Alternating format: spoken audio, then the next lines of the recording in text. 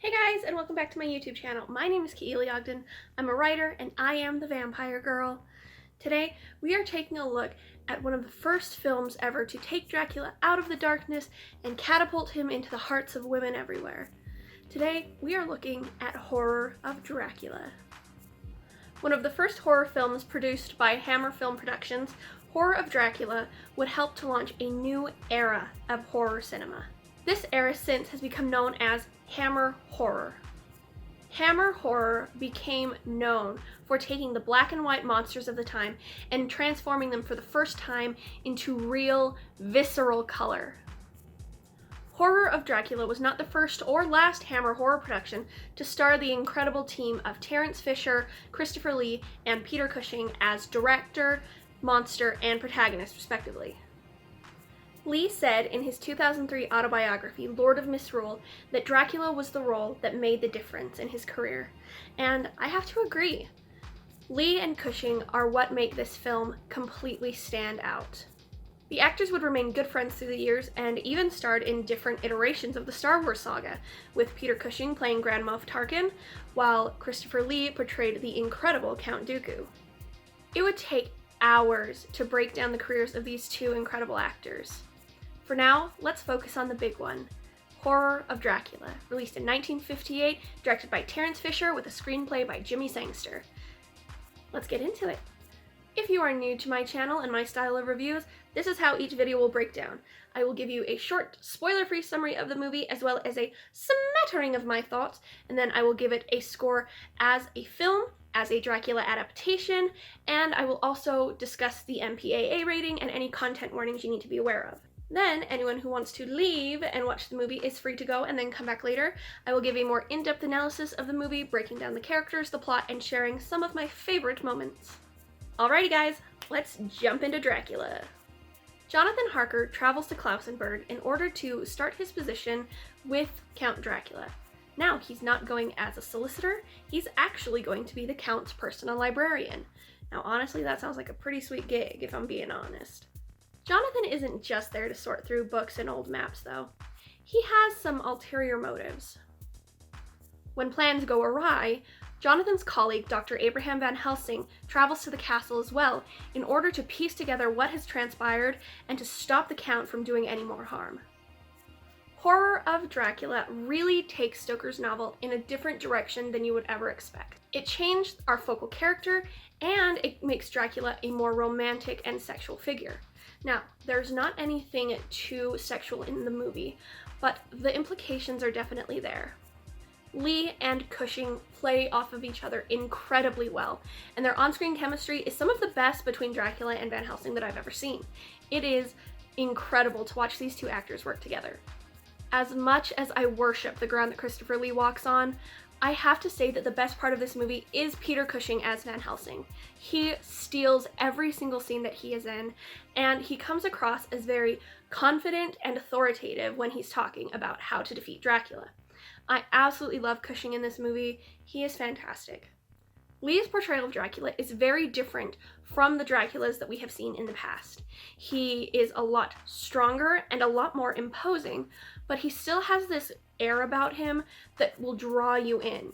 He's incredibly handsome, and he's incredibly well-spoken and very calm and quiet through much of the film. This movie also has a lot more action than previous Dracula films have, so it picks up the pace and it really keeps you engaged and excited to see what happens next.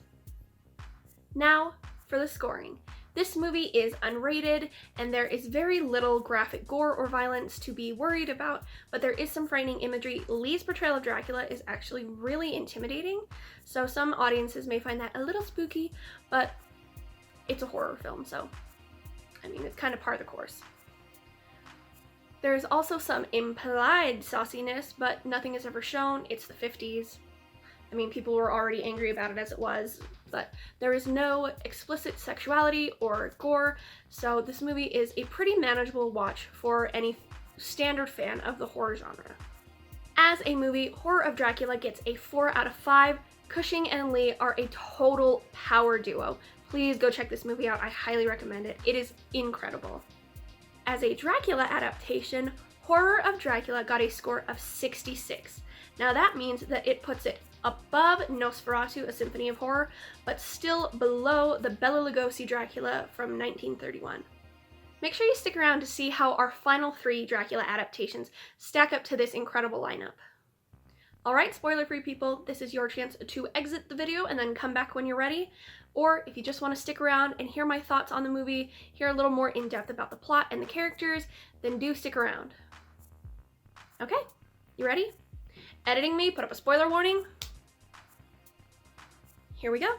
Jonathan Harker eagerly arrives to Count Dracula's castle. And yes, this is the first adaptation where we actually have Jonathan Harker going to the castle instead of Thomas Hutter or Mr. Renfield. We actually get Johnny in the castle. However, Jonathan is not just there to serve the Count. He's there to kill the Count. Jonathan has arrived at the castle under the pretense of working as the Count's librarian. Again, totally sweet job. Where do I sign up? Even if I have to become a vampire, I mean, that's kind of a job bonus at this point. Jonathan is using this cover to get in close to the Count and take him out for good. However, I don't think he counted on there being a woman at the castle. A woman who begs Jonathan for help in escaping. He kind of blows her off and she gets a little huffy about that. So she runs off and then we actually get to meet Dracula. Lee's introduction as Dracula is incredible. The man stands at an imposing 6'4" and gives Dracula the sense of physical power that none of the previous iterations has given him. Dracula also has no footsteps, which gives him an air of extra supernatural creepiness. Despite his imposing physical appearance, Lee's Dracula is very soft-spoken and very commanding and yet calm. He doesn't smile through the entire film, but his voice is very conversational, no matter who he's talking to. Jonathan and Dracula have very friendly conversations while Jonathan is getting settled in, and Dracula even notices that Jonathan brought a picture of his beautiful fiancée named Lucy. Yes, bear with me, this might get a little confusing. In this adaptation, it's Lucy who is married to Jonathan, or engaged, I apologize. Lucy is engaged to Jonathan in this adaptation. That night, Jonathan is lured out of his room by the mysterious woman from earlier. She again begs him to help her get away, and he, knowing full well what the Count is, just kind of blows her off and tells her to be patient. You know, I'm sure it's not all that bad. And then she gives him a hug, and he comforts her. They're there, little fragile woman. And then she bites him, which you should have seen that coming, Johnny. Why do all of these movies make Johnny so stupid? This ticks off Drac, who appears out of nowhere and freaking parkours himself over the dining room table to get the woman and rip her away from Jonathan. And they hiss at each other for a little bit, and it's just a really great moment where these two creatures are fighting with each other. Of course, she doesn't stand a chance against Dracula because, you know, he's Dracula. And so he ends up winning the fight and he takes her out. And he knocks out Jonathan because Jonathan is useless. Jonathan wakes up the next morning and realizes that, yes, he was indeed bitten by the vampire. He knows the kind of doom that this will spell, and so he starts making preparations. He knows that this day is the day that he has to kill Dracula. He takes the journal that he has been recording his travels in and leaves it at the crossroads in a shrine? Altar? At an altar? He leaves it here so that somebody will be able to find it, and so that hopefully his colleague will be able to find it. Jonathan then goes back into the castle and finds Dracula's burial site. Now this is a little design question that I have for the design team of this movie. I understand that seeing Dracula laying in his coffin is really cool. It's a really nice visual. I get it. Why wouldn't Dracula have a coffin lid? Why are there no coffin lids? There are no coffin lids anywhere in this movie. And like, why? Do you really want to see the rotting remains of your loved ones? Do you really want vampire hunters to be able to come in there and chop your head off without giving you even the slightest bit of warning? Cap your coffin, my guy. Anyway, Jonathan finds the tomb where both Dracula and the woman are sleeping, and because Johnny is dumb, he doesn't take out the Count first. I mean, I know there's not a movie if the Count dies right now, but you're a vampire hunter, my guy. Take out the lead vampire first, don't you think? No, Jonathan decides to destroy the woman first, and then her screaming wakes up Drac. You should have killed him first, my guy. Jonathan, it's clear, has very mixed feelings about what he had to do to this woman, especially after seeing her revert to her current age. So, like, this is what she looked like before. Gorgeous, fantastic, we love. And this is what she looked like after. Beautiful in her own way.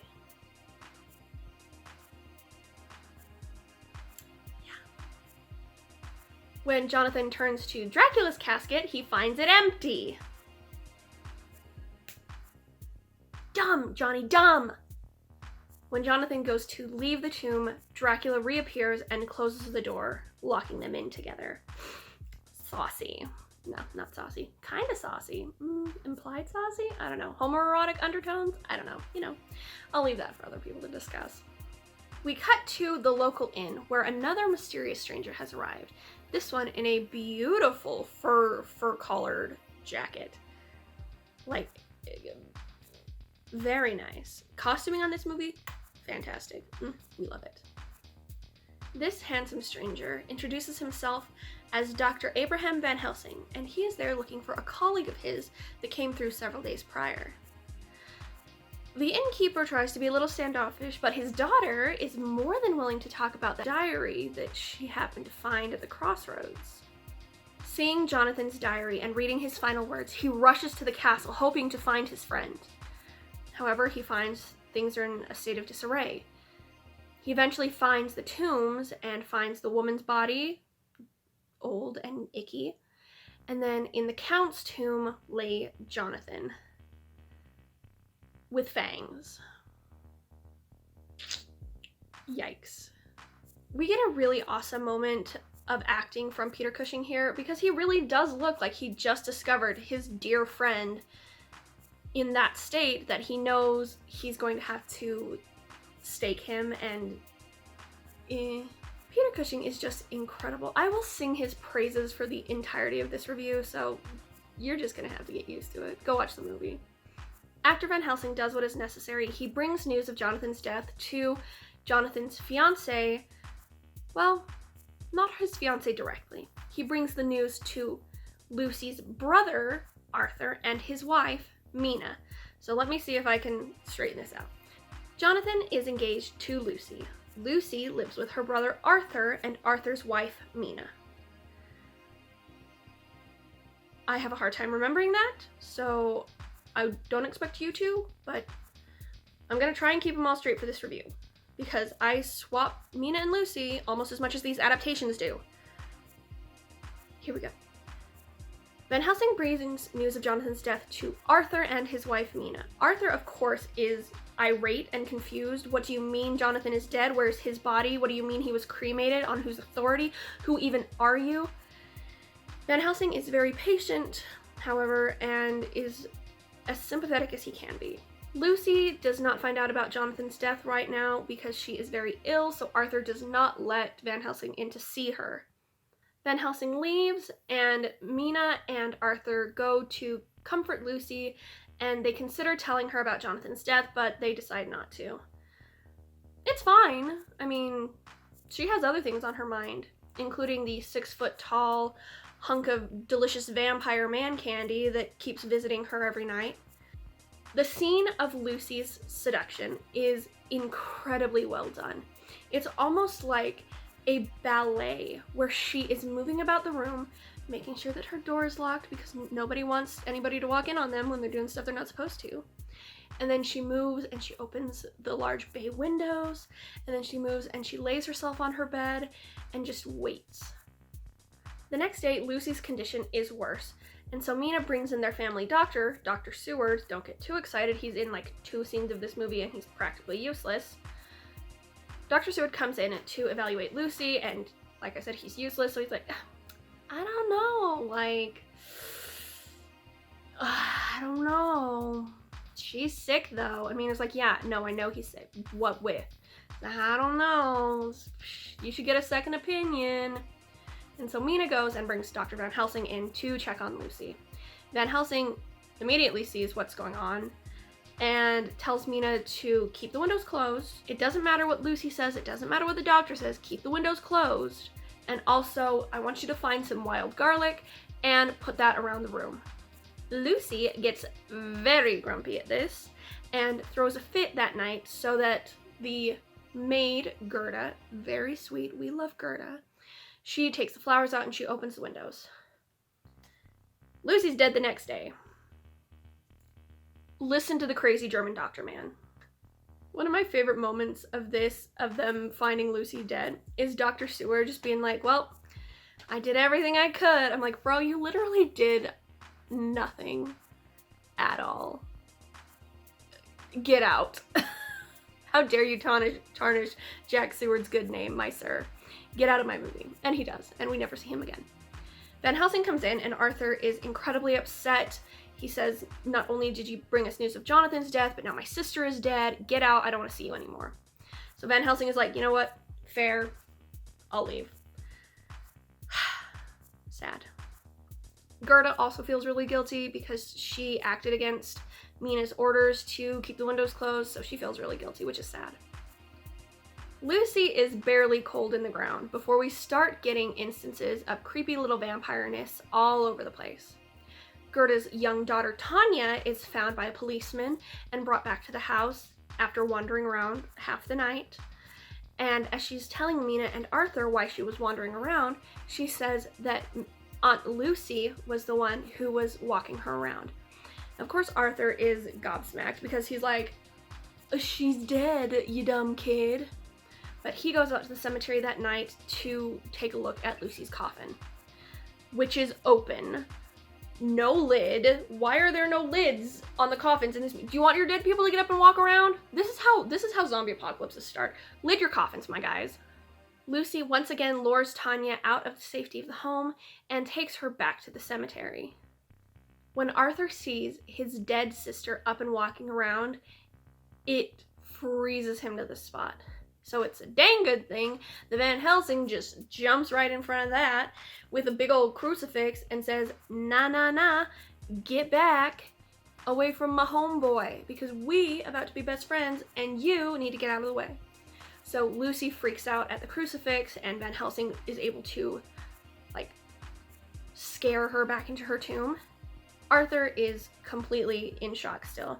And so Van Helsing turns to Tanya and takes care of her. He gives her his coat, and it's very adorable. He puts the little crucifix around her neck, and he says something like, there now, you look like a little teddy bear. It's adorable. Peter Cushing, man. Ugh. Peter Cushing. He then goes to Arthur, and they go into the tomb, and they find Lucy laying in her coffin with no lid. Van Helsing tells Arthur about how Lucy has become a vampire and how he thinks that Lucy was chosen because Jonathan killed Dracula's bride. So Lucy is supposed to replace that bride. He then tells Arthur that in order to free Lucy's soul, we're gonna have to stake her. We gotta stake her. And Arthur's like, I may throw up, so can you do it? Van Helsing first suggests that they use Lucy to try and track down Dracula. Arthur is having none of it. He says, how dare you even ask me to let my sister go another moment as a creature of scariness? No. Put her out of her misery. And Van Helsing's like, okay, you put her out of her misery. And he's like, nah, I'm a baby. I don't want to do it. Van Helsing ends up staking Lucy, and Arthur is really upset by it because she's screaming, obviously. And it's his sister, but it's not his sister. It's very traumatic for the poor boy. Bless his sweet little baby heart. Little baby heart. However, we do see that Lucy has been restored to her former beauty. She's not scary anymore. Yay. Dracula, not happy about having another bride axed, or staked, or whatever. He sets his sight on Mina now. While Van Helsing and Arthur are away trying to hunt down the Count's coffin, Dracula is able to lure Mina out of the house. When Arthur and Van Helsing arrive back the next morning, they find that Mina isn't home, but she comes in very soon after saying, oh, actually, she comes in like this. Oh, I was just out for a walk in the morning. It's so pretty outside.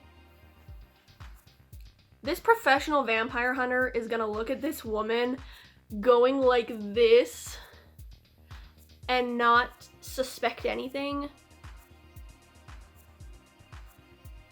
Dumb. Later, the men are planning on where to look next for Dracula because he wasn't where they thought that he would be. They were told he would be in one place and they went and checked, he wasn't there. Arthur is getting ready to go out again, so he tries at least to give Mina a little crucifix to wear, but the second she takes it in her hand, she passes out. It's very dramatic. The men realize that she has also been attacked by Dracula. Duh. And so they set up guard around the house that night. They patrol the entire outside of the house, which would probably be great if Drac wasn't already in the house. And honestly, this shot of Dracula just looking up at Mina from the bottom of the stairs is one of my favorites in the movie, because I literally, the first time I watched this movie, I audibly went, oh, whoops, because it was just great.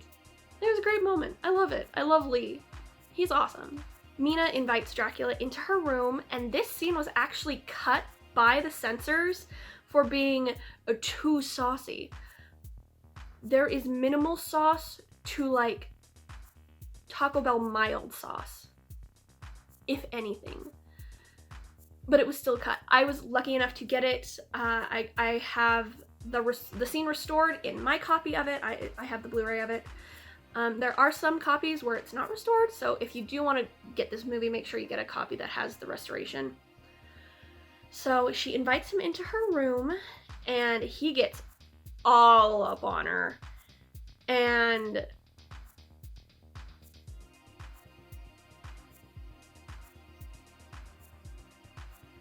the next morning, Arthur and Van Helsing find Mina half dead, laying in her bed, and they're confused as like how did he get in? Like, we were outside literally all night.